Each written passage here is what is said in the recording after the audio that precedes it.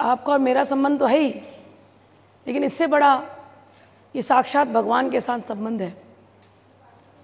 और ये बात गुरु और शिष्य के संबंध में जो कुछ भी जानकारी देनी है वो साक्षात भगवान शिव ने ही हमको दी है।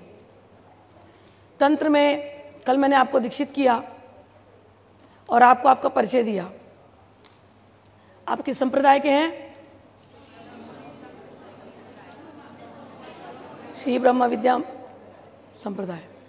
आपका कुल कौन सा है? श्री कुल। एक शब्द आपने सुना होगा, कौल। सुना है शब्द? तंत्र में कौल को यूज किया जाता है। कौल का अर्थ होता है जो कुल से जुड़ा है। दो प्रकार के कुल प्राचीन काल में चलते थे, श्री कुल और काली कुल। ठीक है, लेकिन ऐसे दिखने में दोनों अंदर लग रहे हैं, लेकिन काली जो काली है वही श्री है, वही षोडशी है। समय बदल चुका है, ये कुल के डिफरेंसेस ऑलमोस्ट निल हो गए हैं। इसका जो पुनरावर्तन, इसको जो पुनरुत्थान, वो काम इस शरीर के द्वारा अब शुरू हुआ है। श्री में और भगवती काली में कोई अंतर नहीं है, ये बात आप लोग याद रखेंगे। काली में षोडशी में कोई अंतर नहीं।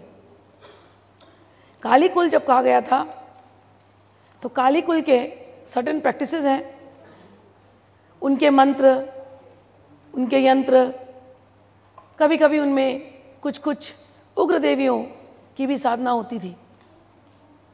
श्री कुल पर्टिकुलरली श्री विद्या की साधना से जुड़ा हुआ है। उसमें कमलात्मिका इत्यादि, भुवनेश्वरी, ये सारी साधनाएं आती हैं। कल आप लोगों को दीक्षा दी गई, उसमें भुवनेश्वरी मंत्र मैंने नहीं दिया था। आज शाम को आप लोगों को भुवनेश्वरी मंत्र भी दे दूंगी। ठीक, 10 महाविद्याएं हैं, आप लोगों ने सुना होगा 10 महाविद्याओं का नाम। उन 10 महाविद्याओं का जो पहली जो विद्या है वो है काली। सब कुछ का आरंभ ही भगवती काली से शुरू होता है। और 10 महाविद्या की जो अंतिम जो विद्या है वो है कमला। तो काली से लेकर कमला के बीच में आती है षोडशी और भुवनेश्वरी। 10 महाविद्याओं के अपने अलग तंत्र थे। काली का अपना यंत्र है, लेकिन कमला का जो यंत्र है वो श्रीयंत्र ही है।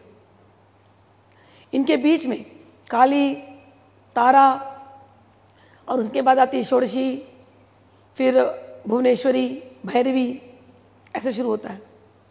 षोडशी त्रिपुर सुंदरी का यंत्र जो है वो श्रीयंत्र है। श्रीयंत्र एक ऐसा यंत्र है जिसमें सभी यंत्रों का समावेश हो जाता है।